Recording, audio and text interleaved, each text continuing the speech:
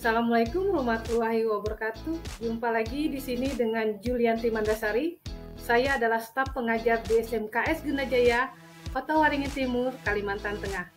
Kali ini kita akan membahas tentang menerapkan konservasi lahan atau tanah untuk tanaman perkebunan, kelas 11 agribisnis tanaman perkebunan. Pengertian konservasi tanah.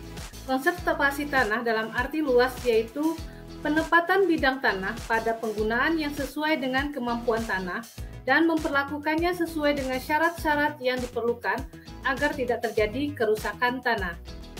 Dalam arti sempit, konservasi tanah merupakan upaya pencegahan kerusakan tanah dan dari erosi dan memperbaiki tanah yang rusak akibat erosi. Konservasi tanah dan air penting untuk dilakukan agar tanah tetap terpelihara dan air tetap tersedia.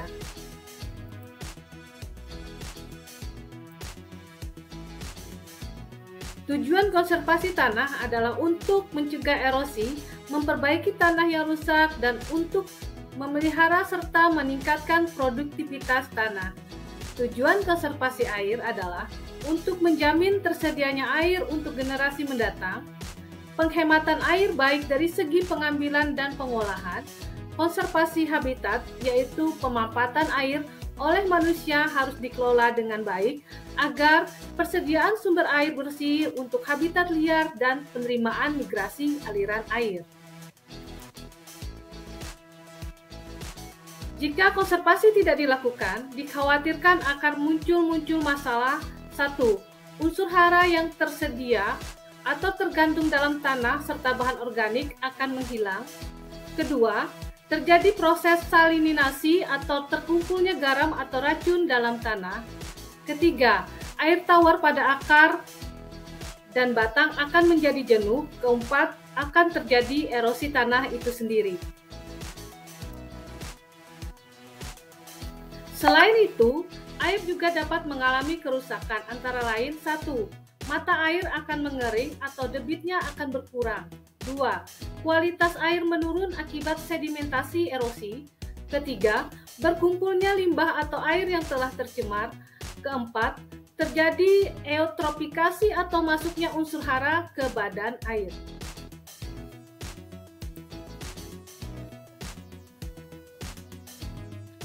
Teknik atau metode konservasi yang digunakan ada 3. Yang pertama adalah metode vegetatif, yang kedua metode mekanik, dan yang ketiga adalah metode kimia.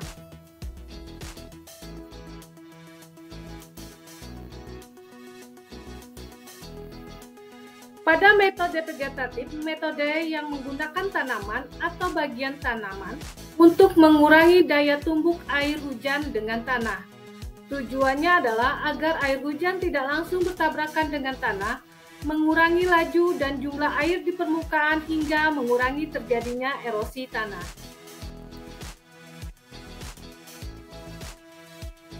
Metode yang efektif dalam mengontrol laju erosi diantaranya adalah stripping cropping, yaitu penanaman berjalur tegak lurus terhadap aliran air atau arah mata angin. Contour strip cropping adalah penanaman berjalur sejajar dengan garis kontur guna mengurangi dan menahan kecepatan aliran air. Buffering, yaitu merupakan penutupan lahan yang memiliki kemiringan curam dengan tanaman keras untuk menghambat laju air.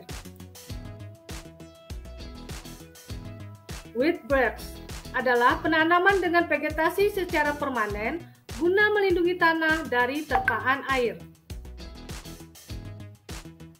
Crop rotation adalah merupakan metode penanaman lebih dari satu jenis vegetasi dalam 1 tahun untuk mencegah kerusakan tanah. Pertanian lorong. Pertanaman lorong atau alley cropping adalah melakukan penanaman tanaman perdu leguminosa atau kacang-kacangan yang ditanam berbaris dan rapat, mengikuti kontur tanah atau sebagai pagar. Umumnya, cara ini dilakukan pada lahan dengan kondisi miring untuk menahan erosi. Sistem silvopastura adalah salah satu dari sistem tumpang sari, yaitu menanam tanaman pakan di bawah tegakan pohon, seperti rumput gajah dan setaria, sehingga tanaman pakan tersebut juga dapat digunakan untuk konsumsi ternak.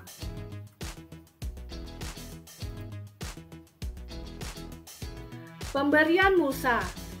Pemberian mulsa adalah menutupi tanah dengan mulsa agar permukaan tanah tidak terkena air hujan secara langsung.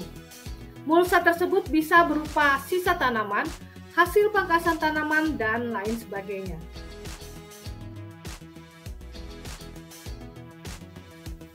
Metode kedua adalah metode mekanik.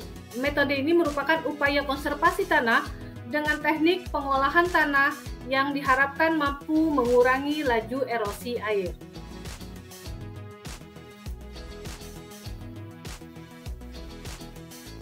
Yang pertama adalah contour tillage, merupakan pengolahan tanah sejajar dengan garis kontur dan membentuk igir-igir kecil yang memperlambat aliran air dan memperbesar infiltrasi air. Kedua, terasering, merupakan pembautan teras-teras pada lahan miring guna mengurangi sudut lahan sehingga erosi bisa diminimalisir atau diperkecil. Cara ini biasanya dipergunakan oleh petani-petani di Indonesia. Ketiga, guludan. Guludan merupakan pembuatan gundukan tanah yang menggunung agar air bisa mengalir searah dengan aliran garis kontur. Keempat, check dam. Merupakan kegiatan membendung aliran air melalui parit sehingga material yang tererosi bisa tertahan dan terendapkan.